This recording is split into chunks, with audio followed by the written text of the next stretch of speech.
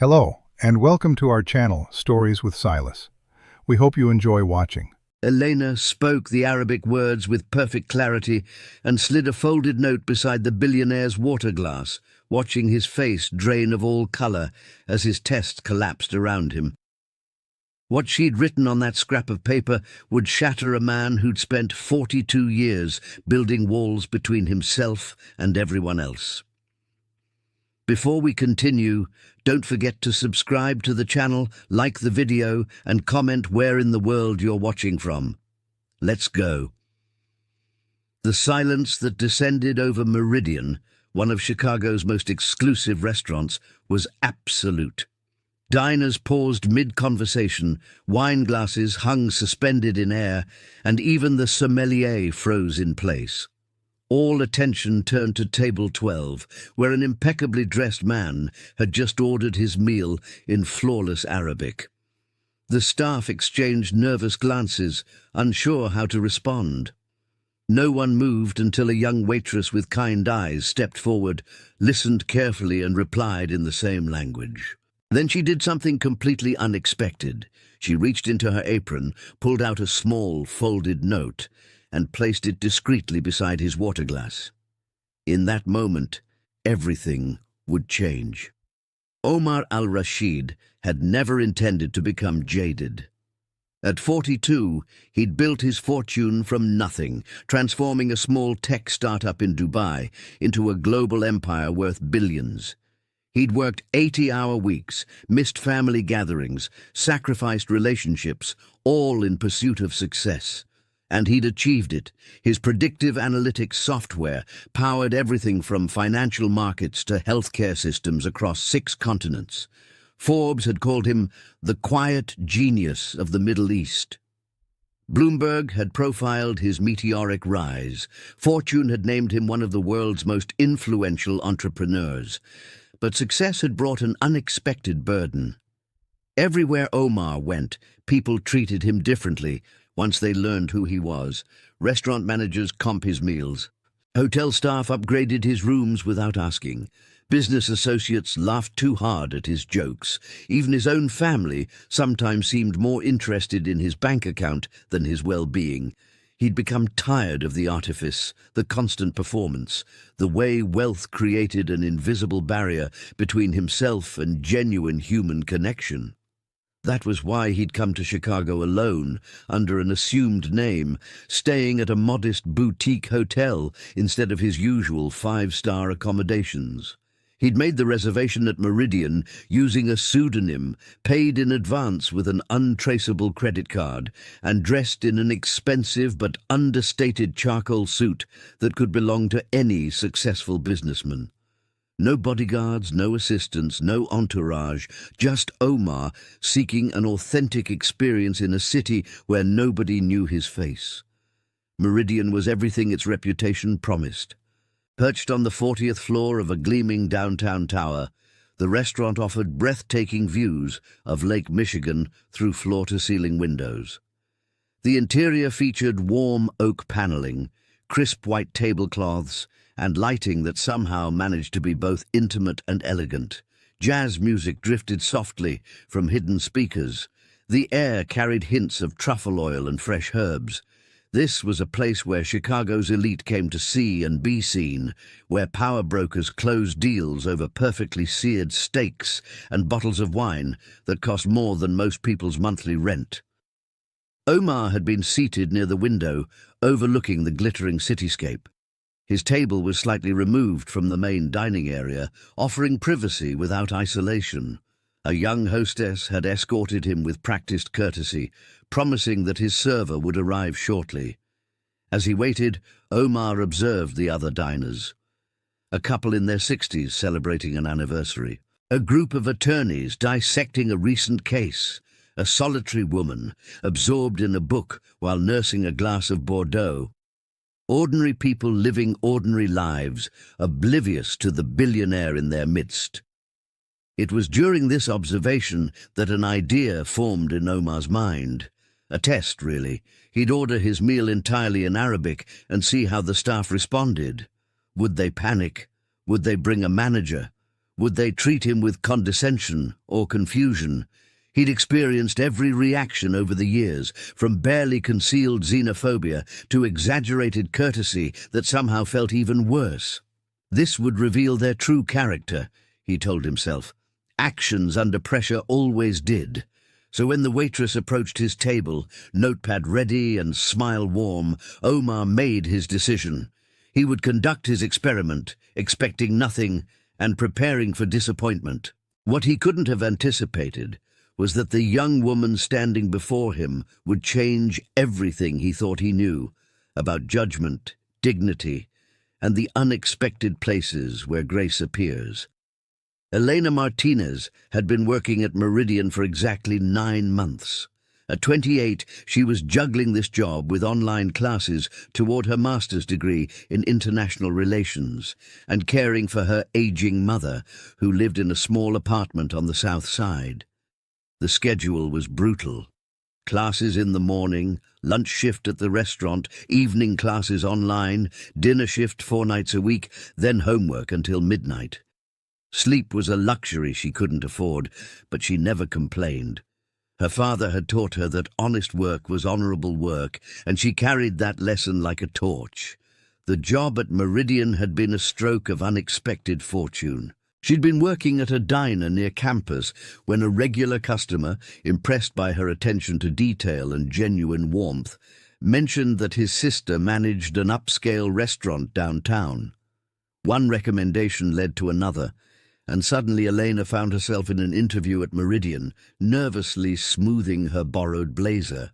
The maitre d', a distinguished man named Marcus, had been skeptical at first.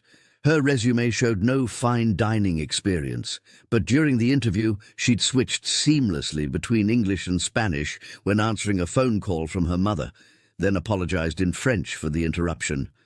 Marcus had raised an eyebrow. "How many languages do you speak?" He'd asked. 4 fluently, she'd answered honestly. Arabic, Spanish, French, and English. My father was Syrian, my mother Mexican. Languages were always our way of staying connected to both worlds. She got the job that afternoon. Tonight had been typically busy. Every table was occupied, the kitchen was running at full capacity, and the staff moved with choreographed precision through the elegant dining room. Elena had been assigned the window section, her favorite area, because the view never failed to inspire quiet awe in diners. She'd already served an anniversary couple who held hands across the table, a group of doctors celebrating a colleague's promotion, and a nervous young man who she suspected was about to propose based on the ring box's outline in his jacket pocket. When Marcus informed her that table 12 had been seated, she quickly reviewed the reservation in her mind. Single diner, business casual dress code requested, prepaid meal package, no special requests noted. She grabbed a menu, smoothed her crisp white shirt, and approached the table with her practiced smile. The man sitting by the window was striking. Late 40s, she guessed, with distinguished salt and pepper hair and an air of quiet confidence. His suit was beautifully tailored but understated. He wore a simple watch, no flashy jewelry. What caught her attention were his eyes, dark and intelligent, but carrying a hint of something she couldn't quite identify. Weariness, perhaps, or loneliness. "Good evening, sir," Elena said warmly. "Welcome to Meridian. My name is Elena, and I'll be taking care of you this evening. May I start you with something to drink, or would you like a moment to review our menu?" The man looked up at her, and for a brief moment something flickered across his face. Then he spoke, and the words that came out were in Arabic, fluid and confident. "أريد شريحة لحم متوسطة النضج مع صلصة الثوم الأسود على الجانب وبطاطس مهروسة بالكمأة. أريد أيضا زجاجة من النبيذ الأحمر الجيد." The request was clear. A medium rare steak with black garlic sauce on the side, truffle mashed potatoes, and a good bottle of red wine. But it was delivered as a test, a challenge. Elena could see it in his eyes. He expected her to panic, to call a manager, to fumble through the interaction with gestures and apologies. Around them, the restaurant seemed to pause. Other servers had noticed. A few diners at nearby tables had turned slightly, curious about the exchange. Marcus stood near the hostess stand, watching carefully. Eleanor felt a familiar warmth in her chest, the memory of her father's voice echoing across the years. He'd been a translator for refugee organizations in Damascus before the war, helping families navigate impossible bureaucracy with patience and dignity. "Every person carries their whole world with them," he used to say. "Language is how we honor that world. Never make someone feel small for speaking in their own tongue." She met the man's gaze directly, her expression calm and respectful. In fluent Arabic she responded, "بالتأكيد سيدي، سيكون من دواعي سروري أن أخدمك، اختيار ممتاز. هل تفضل نبيذ كابرنيت أم ميرلو?" The man's eyes widened in genuine shock. She'd asked whether he preferred a Cabernet or Merlot, her pronunciation perfect, her tone professional yet warm. But Eleanor wasn't finished. She reached into her apron pocket and pulled out a small piece of paper, something she'd written during her break, a habit from her father's tradition of leaving kind notes for strangers. She placed it discreetly beside his water glass, then continued in English with a gentle smile. "I'll return shortly with the wine list and place your order with the chef." As she walked away, Omar al-Rashid sat frozen, staring at the folded note. His hand trembled slightly as he reached for it. Behind him, the restaurant slowly resumed its normal rhythm, though several pairs of eyes remained fixed on table 12, sensing that something significant had just occurred. Omar's fingers trembled as he unfolded the small piece of paper. The handwriting was elegant but hurried, written in blue ink on what appeared to be torn from a server's notepad. He read the words once, then again, feeling something crack open in his chest. "My father was Syrian. He taught me that every person deserves respect, regardless of who's watching. Your meal is my honor to serve." Omar set the note down carefully, as if it were made of glass. His vision blurred, and he realized with embarrassment that tears were forming in his eyes. He blinked them back quickly, glancing around to ensure no one noticed. But it was too late. The emotion had seized him, pulling him back across decades to memories he'd buried deep. He was 7 years old again, standing in a market in Damascus with his own father, Rashid. It was before the money, before the success, when Omar's family lived in a cramped apartment above a spice shop. His father worked 3 jobs to keep them fed. Omar remembered the shame he'd felt when a wealthy customer at his father's taxi stand had thrown coins at Rashid's feet instead of handing them respectfully. "Pick them up," the man had sneered. "That's what servants do." Omar had watched his father's face, expecting anger. Instead, Rashid had bent down, collected the coins with dignity, and said simply, "Thank you for your business, sir. May your day be blessed." Later, when Omar asked why he hadn't fought back, his father had knelt to his level. "Son, a man's character isn't measured by his wealth or power. It's measured by how he treats those who can do nothing for him. That man was testing me. I chose to pass the test my way, not his." The memory hit Omar like a wave. His father had died 15 years ago, never living to see Omar's success. Rashid had sacrificed everything so his son could attend university, could build a future, could escape the cycle of poverty. And somewhere along the way, Omar realized with painful clarity he'd become exactly what his father had disdained. He'd become someone who tested others, who viewed human interaction as a transaction, who assumed the worst in people. This young waitress, this stranger named Elena, had seen through his test. She'd recognized it for what it was, and chosen kindness anyway. She hadn't called him out publicly or embarrassed him.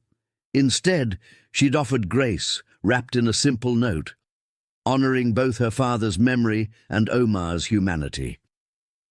He looked up to find Eleanor approaching with 2 bottles of wine, a Cabernet and a Merlot, both excellent vintages based on the labels.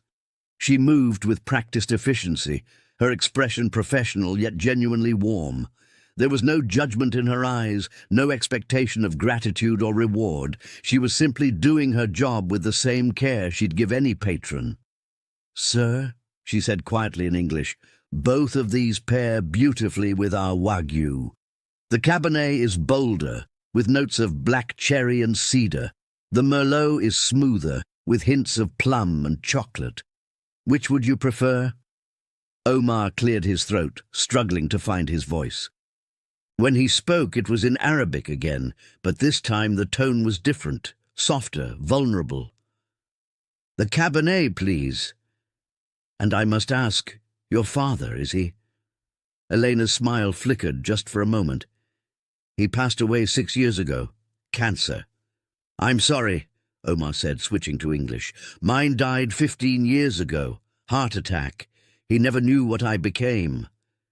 She nodded, understanding passing between them without words. "I think our fathers knew exactly what we'd become," she said gently. "They just hoped we'd remember where we came from." She poured a sample of the Cabernet, the wine catching the candlelight like liquid ruby. Omar tasted it, barely registering the flavor. He nodded his approval, and Elena filled his glass before stepping back. "Your meal will be ready shortly," she said. "Please let me know if you need anything." As she walked away, Omar pulled out his phone and stared at the screen. He should check his emails, review the quarterly reports, respond to the 14 messages from his executive team. Instead, he found himself opening his photos, scrolling back years until he found what he was looking for. His father's face, weathered and kind, smiling at the camera on Omar's graduation day. The last photograph they'd taken together. "I forgot, Baba," Omar whispered to the image. "But someone reminded me tonight." Across the dining room, Elena placed his order with the kitchen, her hand steady even as her heart raced. She'd taken a risk with that note, broken from standard protocol. Marcus would probably reprimand her if he found out. But some things mattered more than rules. Some moments demanded courage over caution. What neither Omar nor Elena knew was that at a corner table, partially hidden behind a decorative column, sat a man with a discreet camera. David Chen, Omar's longtime friend and associate, had been filming for the past 10 minutes, capturing every moment of the exchange for his documentary about human dignity in the service industry. The project had been Omar's idea initially, a cynical examination of how staff treated wealthy patrons differently, but watching the footage playback on his camera's small screen, David realized they'd captured something else entirely, something real. Eleanor moved through the dining room with practiced grace, balancing 3 plates on one arm while checking on her other tables. The anniversary couple needed more water. The doctors wanted dessert menus. The nervous young man had finally proposed. His girlfriend was crying happy tears, and they'd ordered champagne. But her mind kept drifting back to table 12, to the man whose eyes had filled with tears over a simple note. She'd written dozens of those notes over the years, a habit inherited from her father. Ahmed Martinez, born Ahmed al-Hakim in Damascus, had carried small papers in his pocket everywhere he went. At the refugee center where he worked, he'd slip encouraging messages into folders. At the grocery store, he'd leave thank-you notes for cashiers. "Words cost nothing," he used to tell young Elena, "but they can change everything." Her father had fled Syria in 1989, long before the war, seeking education and opportunity. He'd met her mother, Rosa, at a community college in Chicago. Rosa was studying nursing. Ahmed was working toward his translation certificate. They'd fallen in love over shared textbooks in the library, 2 immigrants building a life together. Elena had grown up in a household where 3 languages flowed seamlessly, from English to Spanish to Arabic, sometimes within a single sentence. When her father died, the cancer taking him far too quickly, Elena had found a shoebox under his bed, filled with hundreds of notes. Notes from strangers thanking him. Notes from families he'd helped. Notes that proved his simple philosophy: kindness compounds. She'd kept that shoebox, occasionally reading through it when life felt overwhelming. Tonight, she'd added her own note to the world, never expecting it to land with such impact. In the kitchen, Chef Raymond was plating the wagyu with his usual meticulous attention. The steak had been seared to perfection, the exterior caramelized, while the interior remained a perfect medium rare. The black garlic sauce sat in a small porcelain dish on the side, aromatic and complex. The truffle mashed potatoes were piped elegantly, each swirl deliberate. Raymond had been informed that Table 12 had ordered in Arabic, and while he didn't understand the language, he recognized the weight of the moment. "This needs to be perfect," he'd muttered to his sous chef. "That young woman handled something special out there." Elena collected the plate, checked its presentation, and made her way back to Omar's table. As she approached, she noticed he'd been crying. His eyes were slightly red, and he'd folded the note carefully, placing it in his jacket pocket. Her heart squeezed with unexpected protectiveness. "Your steak, sir," she said softly, setting the plate before him with both hands. "Chef Raymond prepared it personally. The wagyu is from a farm in Montana, dry-aged for 45 days. I think you'll find it exceptional." Omar looked up at her, and this time there was no test in his gaze, only gratitude. "Thank you, Elena. May I ask what brought you to Meridian? Your talents seem far beyond serving tables." She smiled, appreciating the genuine curiosity. "I'm finishing my master's degree in international relations at Northwestern. I want to work with refugee organizations, helping families navigate asylum processes. My father's work, I suppose. This job allows me to pay for school while keeping flexible hours to care for my mother." "Your father would be proud," Omar said quietly. "I hope so." Elena gestured to his meal. "Please enjoy. I'll check back shortly." As she walked away, Marcus, the maitre d', intercepted her near the kitchen. His expression was unreadable. "Elena, a word." Her stomach dropped. She'd broken protocol by speaking Arabic without authorization, by personalizing the interaction with a note. Marcus had been clear during training, professional distance at all times. "I saw what happened at Table 12, Marcus began, and Eleanor braced for reprimand. Instead, his stern face softened into something approaching admiration. "That was remarkable. The way you handled that situation, the language skills, the grace. You made that guest feel seen. That's what this restaurant should be about. Not just expensive food, but genuine hospitality. Well done." Relief flooded through Eleanor. "Thank you, Marcus. I wasn't sure if I'd overstepped." "You stepped exactly right," he said. Then, lowering his voice, "That man at Table 12, I've been in this business 30 years. And you develop an instinct. There's something significant about him. I don't know what, but trust me, whatever happened there mattered." Marcus was more correct than he realized. At his corner table, David Chen reviewed his footage again, his documentary filmmaker's mind racing. He'd been working with Omar for 6 months on this project, traveling to restaurants across the country, documenting interactions between wealthy patrons and service staff. The results had been depressingly predictable.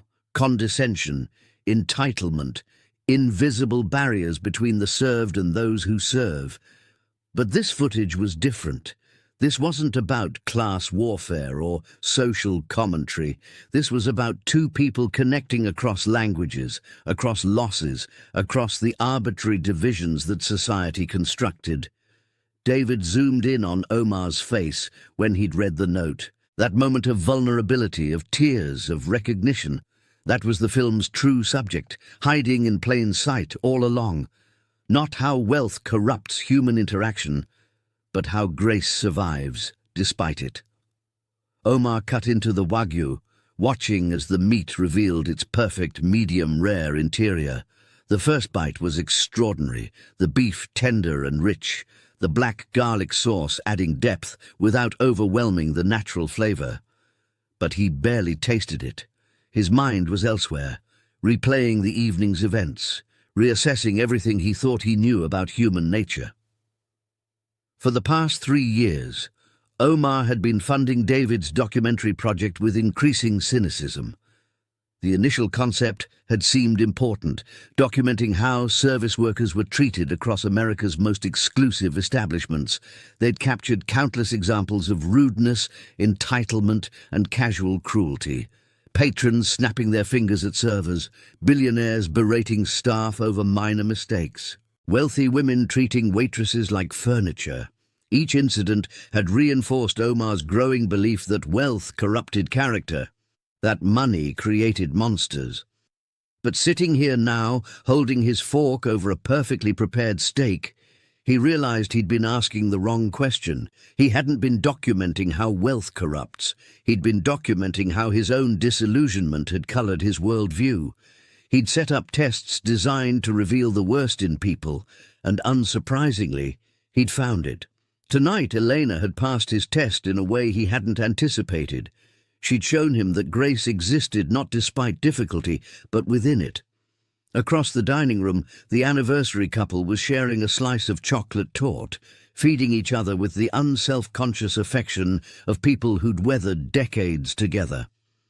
The doctors had moved on to discussing their upcoming vacation, their earlier professional tension dissolved by good food and wine. The newly engaged couple couldn't stop staring at the ring on her finger, occasionally breaking into spontaneous laughter.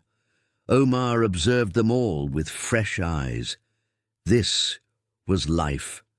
Not the boardrooms and quarterly reports that consumed his days, not the private jets and luxury hotels that insulated him from reality. This was people connecting, celebrating, existing in the messy, beautiful present moment. When had he last experienced that? When had he last allowed himself to simply be, without calculation or agenda? Elena returned to refill his wine, her movements efficient, but never rushed. "How is everything, sir?" she asked. "Perfect," Omar replied honestly. "Truly perfect. Elena, may I ask you something personal?" She nodded, her expression open. "Why did you write that note?" "You could have simply taken my order and moved on. It would have been easier." Elena considered the question carefully. "My father used to say that every interaction is a choice. We can meet people where they are, or we can meet them where they need to be.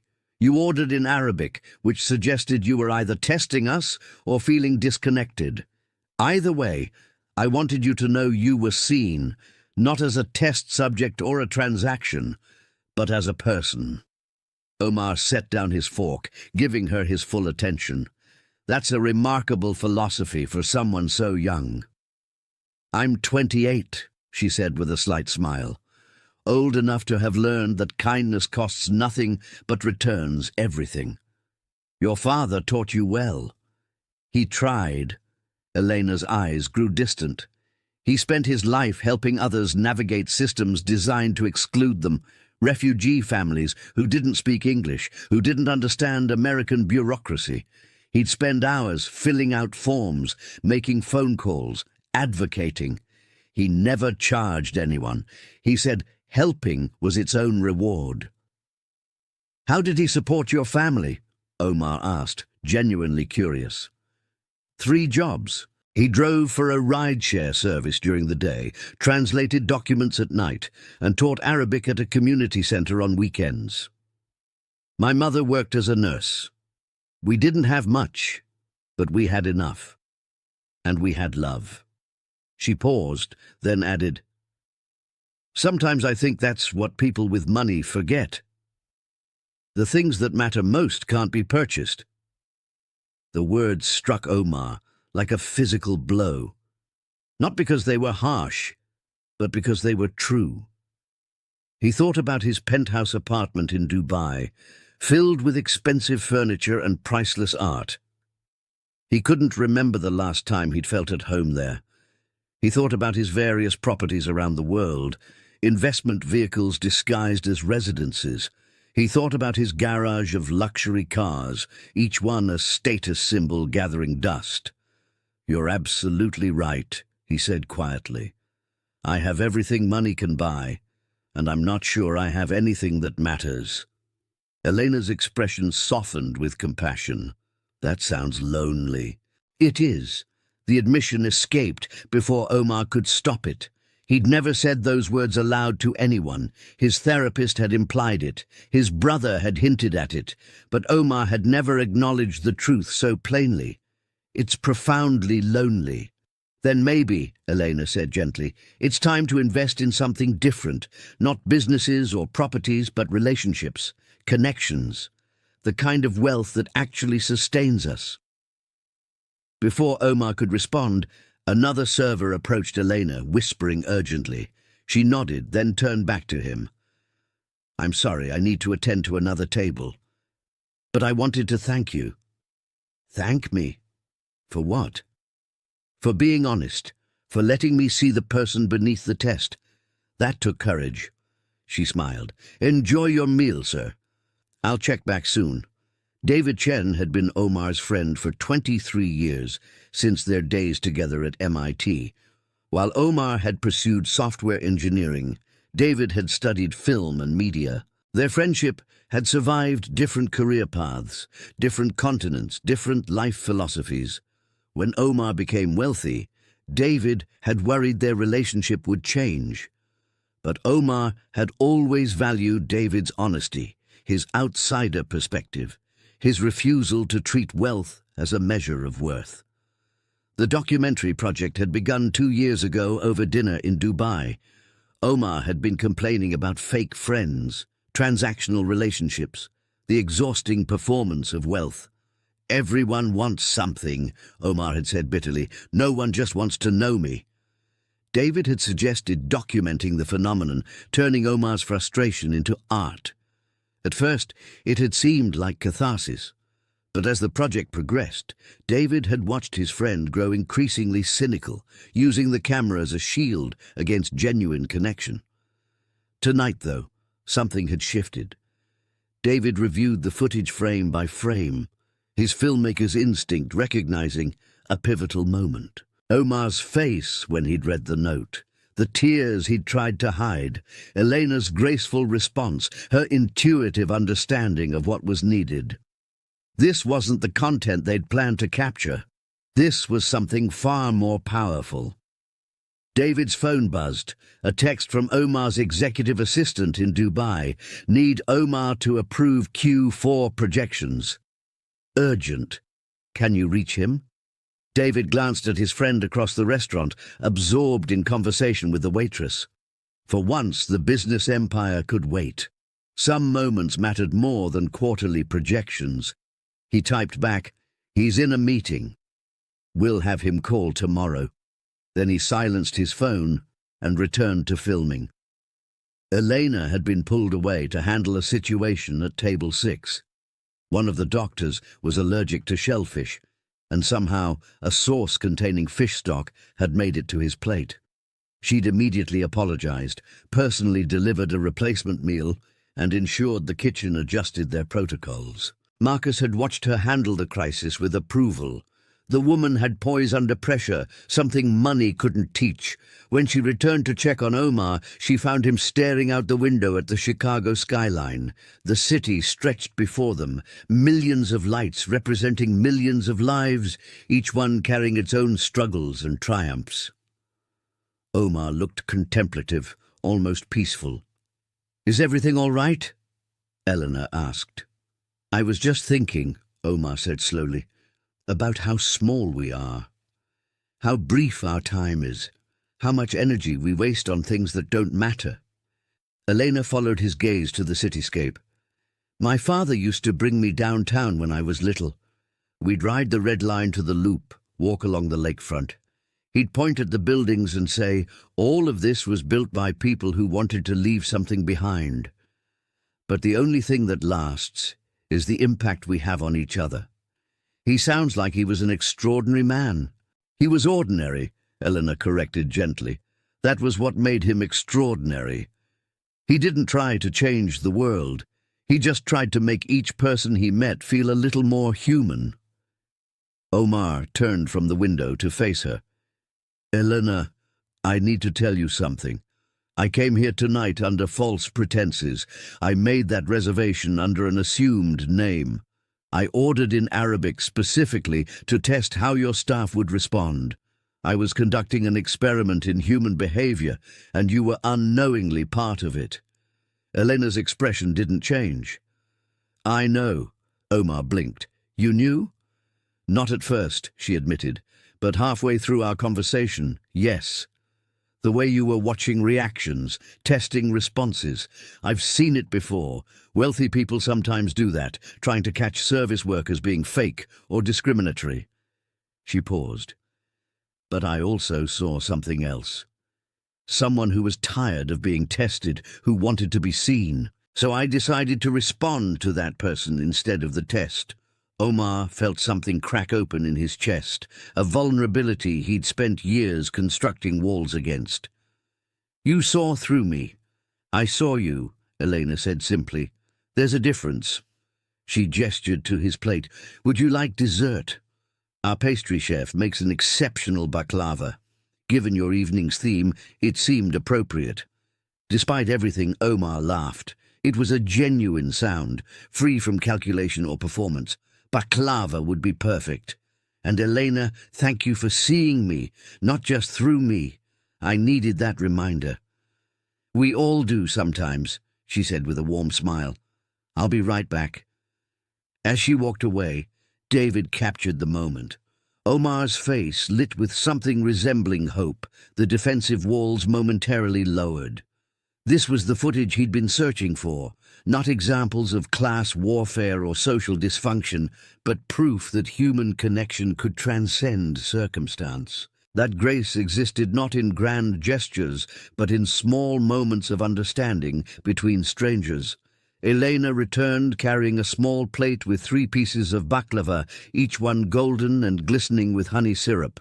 The pastry had been arranged artfully, garnished with crushed pistachios and a delicate curl of orange zest. Beside it sat a small cup of Arabic coffee, prepared in the traditional style, thick and aromatic.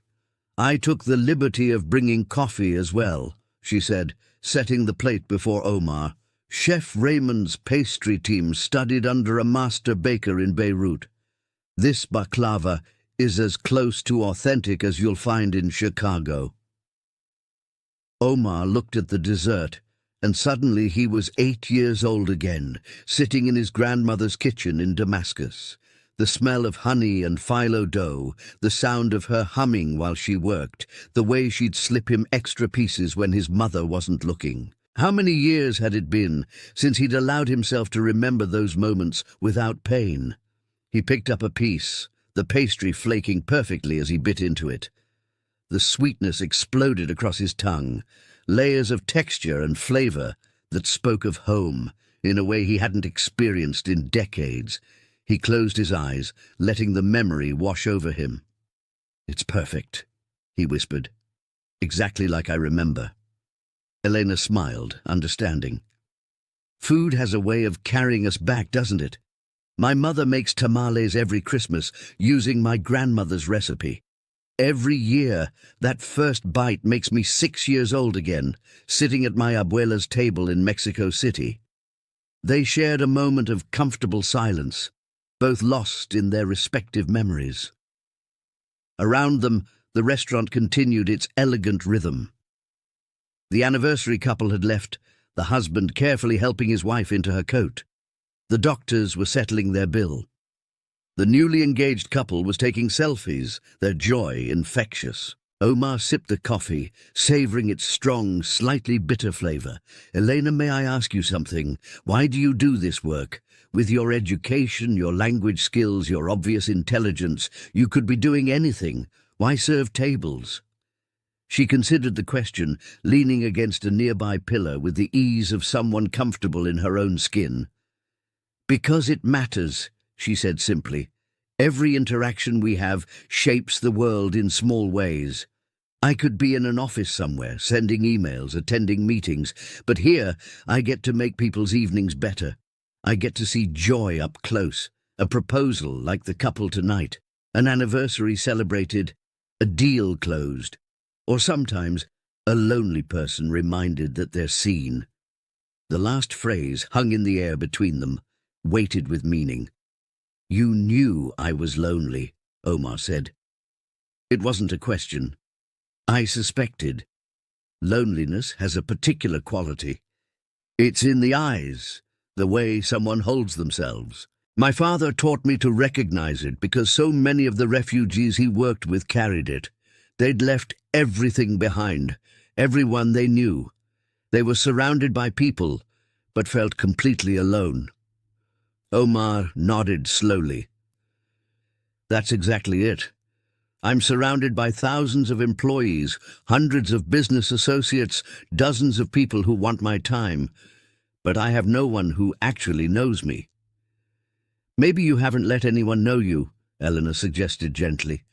Wealth can be a wall if you let it. It protects you, but it also isolates you. Before Omar could respond, Marcus appeared at Elena's side, his expression apologetic. I'm sorry to interrupt, but we have a situation. Table 14 is insisting they were promised a window seat, but we're fully booked. Elena nodded. I'll handle it. She turned back to Omar. I'm sorry, duty calls. Please enjoy your dessert. I'll return shortly. As she walked away to manage yet another crisis, with grace and diplomacy, Omar found himself watching her interactions. She listened to the upset patrons at table 14 with genuine attention, never defensive or dismissive. Within minutes, she'd arranged a compromise, offering them priority window seating for their next visit and a complimentary appetizer this evening. The couple left satisfied, even grateful. David, still filming from his corner, zoomed in on Omar's face as he watched Elena work. There was admiration there, certainly, but also something deeper, recognition perhaps, or envy. Here was someone half his age who'd figured out what Omar had spent 42 years missing. That meaning came from how you treated people, not how much you accumulated. Omar finished the baklava, each bite a meditation on memory and possibility. When Elena returned, he was ready with a question he'd been forming all evening. Elena, I want to do something meaningful with my resources. Real philanthropy, not just tax write-offs. Your father's work helping refugees navigate the system, that resonates with me. Would you be willing to discuss it further? Perhaps over coffee sometime, when you're not working? Elena studied him carefully, searching for ulterior motives, but his expression was earnest, vulnerable. Are you asking as a potential donor or as someone seeking purpose? Both, Omar admitted, mostly the second. She smiled. Then yes, I'd be happy to discuss it. But I should warn you, the work isn't glamorous. It's paperwork and bureaucracy and heartbreak. It's helping families who have nothing build something. It's slow and frustrating and incredibly rewarding. That sounds exactly like what I need, Omar said. As the evening wound down, Omar settled his bill, leaving a tip that would have made Elena gasp if she'd seen it immediately. $5,000 on a $200 meal. But more than the money, he'd left something else. Another note, this one written on the back of his business card. Thank you for reminding me what matters. Your father raised someone extraordinary. I hope we can continue this conversation. The world needs more people like you in positions to create change. He'd signed it simply, Omar. As he stood to leave, David finally approached. Omar had almost forgotten his friend was there, so absorbed had he been in the evening's revelations. David's expression was complicated, excitement mixed with something that looked like awe. Omar, David said quietly, I need to tell you something. I've been filming. Omar nodded. I know. That was the point, wasn't it? Document how service workers are treated? That was the original plan, David admitted. But what I captured tonight is something entirely different. This isn't about class warfare or social commentary. This is about transformation, about a person rediscovering their humanity through an act of grace. Omar felt his throat tighten. I'm not sure I'm ready for that footage to exist. I know, but Omar, this is the story we've been trying to tell all along. Not how wealth corrupts, but how connection heals. This young woman saw through your test and chose kindness anyway. She didn't know who you were, didn't expect anything in return. That's the film's real subject. Marcus approached them, professional as always. Gentlemen, I hope you enjoyed your evening. Miss Martinez asked me to give you this, Mr. Omar. He handed over a small envelope. Inside, Elena had written her phone number and a brief note. Coffee sounds lovely, but only if you're serious about the work, not just the idea of the work. We need people willing to show up, not just write checks. Omar smiled, pocketing the note. Marcus, may I speak with you for a moment? I have a question about your server, Elena. Marcus's expression became protective. If there was any issue with her service, quite the opposite, Omar interrupted. She was extraordinary. I'd like to know more about her employment here. Is she full-time? Does she have benefits, educational support? Marcus relaxed slightly. She's part-time, about 30 hours a week. We offer limited benefits at that level. Why do you ask? Because I'd like to fund a scholarship for her graduate program, anonymously, through the restaurant if possible, and I'd like to ensure she has full benefits while she continues working here. Can you help me arrange that? Marcus blinked, processing the request.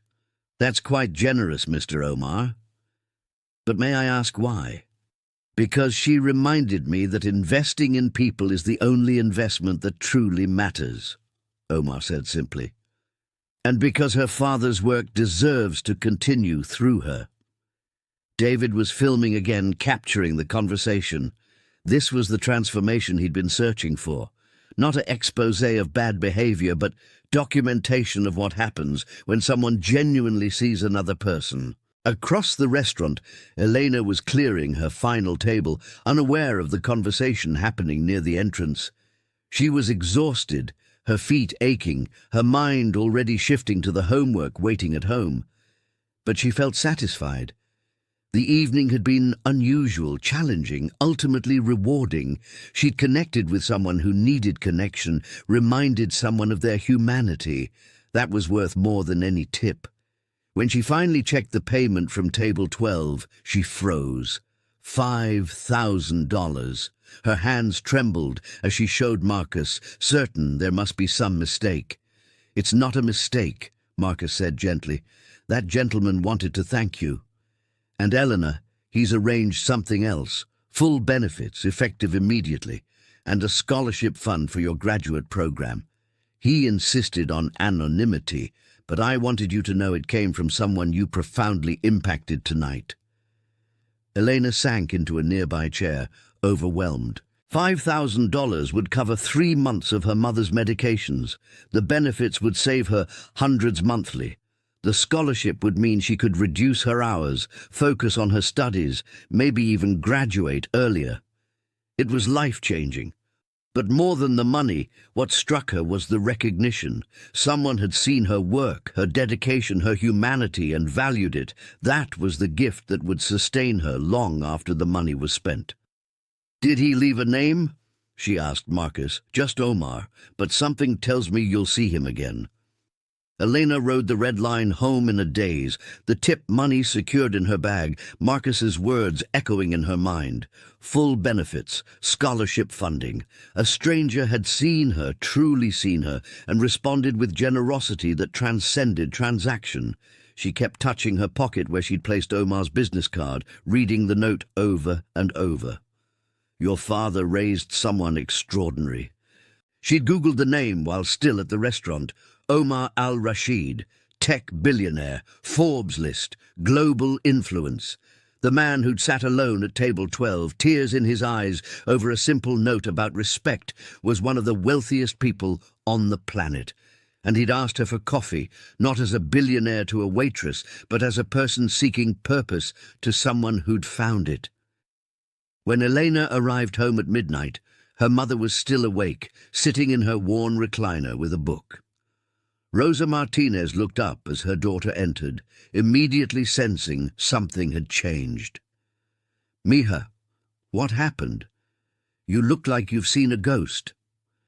Elena sat on the floor beside her mother's chair, laying her head on Rosa's lap like she had as a child. "Mama, something incredible happened tonight." She told the whole story, from the Arabic order to the note, from the conversation about loneliness to the tip and scholarship. When she finished, tears were streaming down both their faces.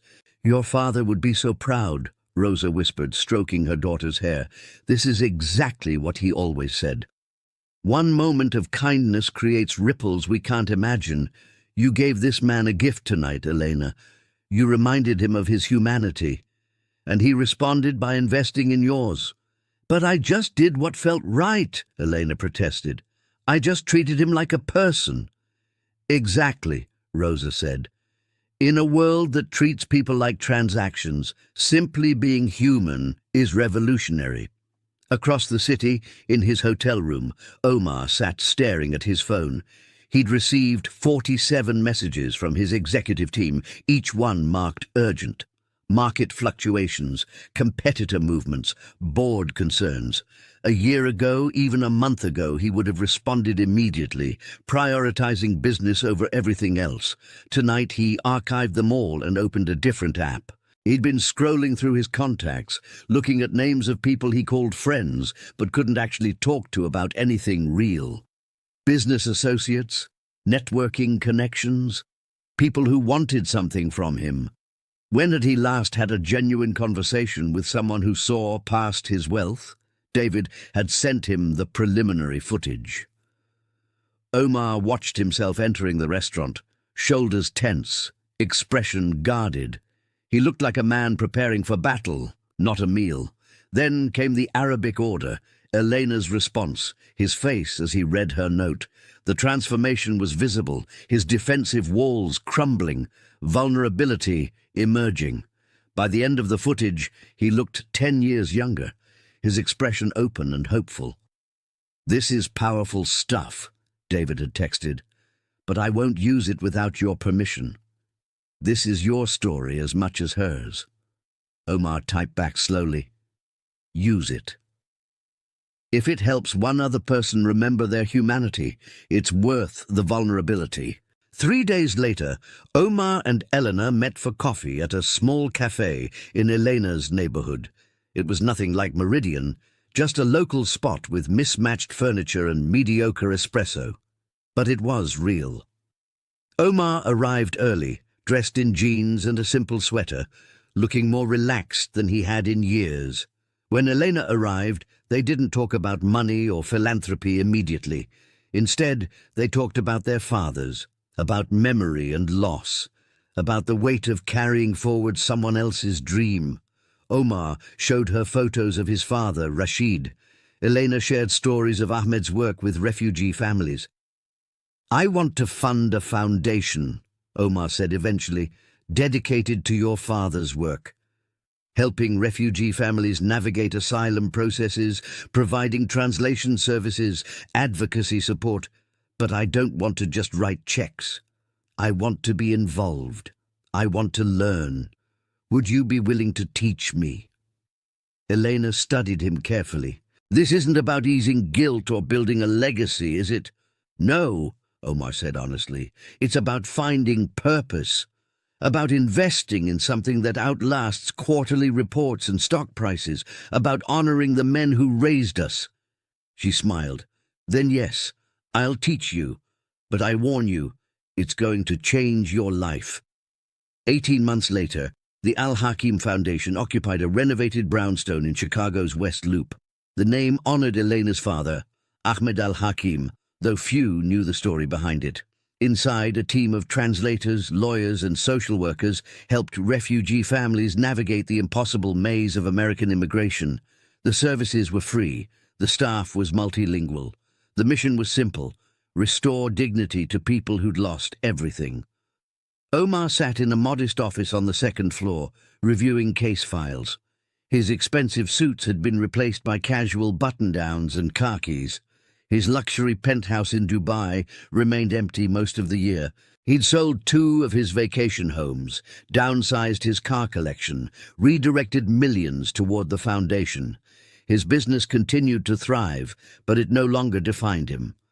Today, he was meeting with a Syrian family who'd arrived 3 weeks earlier. The father, Hassan, reminded Omar painfully of his own father, the same weathered hands and tired eyes.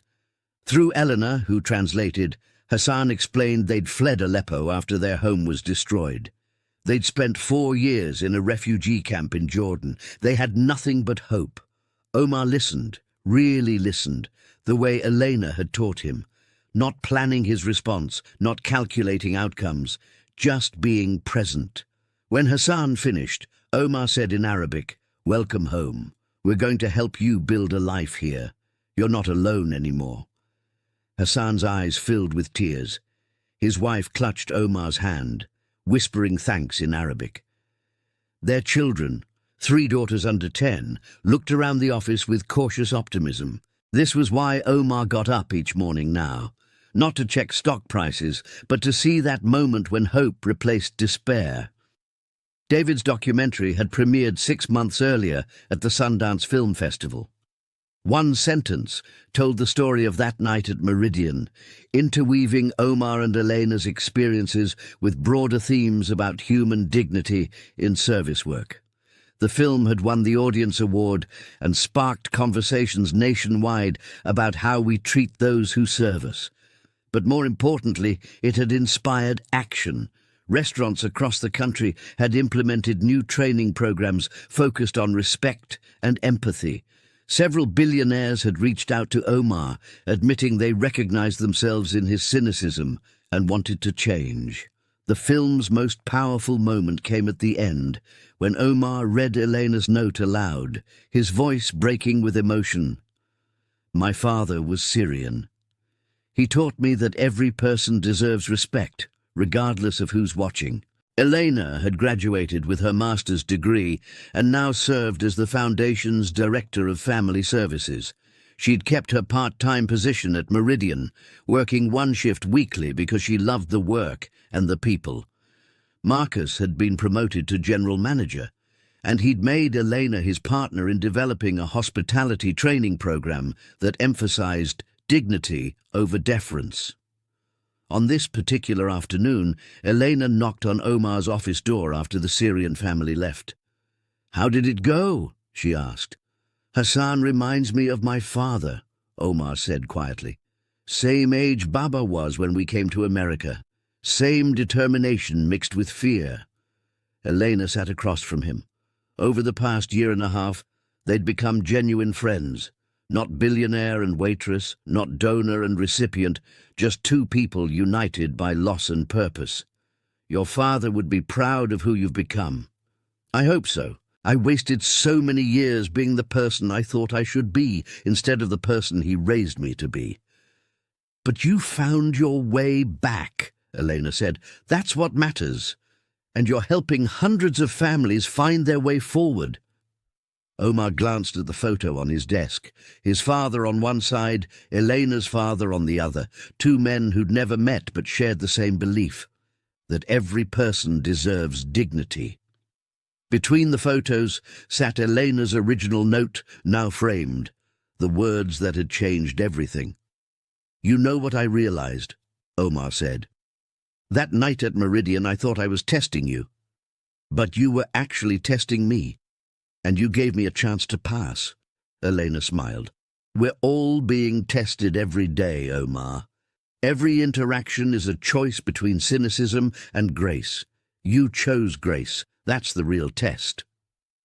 Outside, the Chicago sun was setting, casting golden light across the Foundation's lobby, where a young Afghan mother practiced English with a volunteer tutor. Upstairs, a Somali teenager worked on college applications. In the conference room, a Venezuelan family met with an immigration attorney. Each story was different, but the Foundation's promise remained the same. You matter. You're seen. You're not alone. Omar stood at his window, watching the city come alive with evening lights. Somewhere in that sprawling metropolis, people were being dismissed, dehumanized, treated as invisible. But also somewhere out there, others were choosing kindness, offering grace, seeing the humanity in strangers. One sentence at a time, one moment at a time, the world changed. And it had all begun with a simple truth written on a scrap of paper. Every person deserves respect, regardless of who's watching. That was the legacy Ahmed and Rashid had left behind. That was the future Omar and Elena were building together. And so ends the story of how a billionaire's cynical test became a catalyst for genuine transformation. What began as Omar al-Rashid's experiment in human nature evolved into a foundation that has helped over 800 refugee families rebuild their lives. Elena Martinez now leads the organization her father would have been proud to see, while Omar discovered that true wealth isn't measured in dollars, but in lives touched and dignity restored. The documentary One Sentence has been viewed millions of times online, sparking a movement encouraging people to see service workers as human beings deserving of respect. Meridian Restaurant became a training ground for dignified hospitality, with Marcus and Elena developing programs now used in restaurants nationwide. Sometimes it takes just one moment, one sentence, one act of grace to remind us who we truly are beneath the roles we play. Omar and Elena proved that genuine connection transcends wealth, language, and circumstance. Their fathers' legacies live on, not in monuments or headlines, but in the daily choice to treat every person with the respect they deserve. Thank you for reading. If this story moved you, remember, you have the power to change someone's day, maybe even their life, simply by seeing them. Every interaction is an opportunity for grace. Every moment is a test of our humanity. Choose kindness, choose dignity, choose to see.